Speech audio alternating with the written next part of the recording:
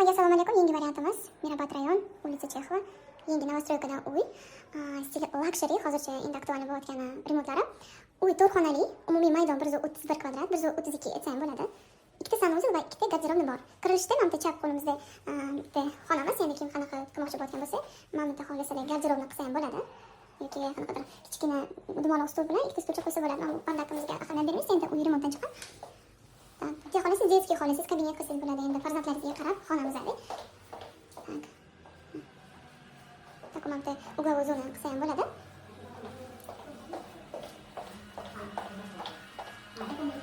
Qilgan kafelarimiz hammasi cho'pli pol.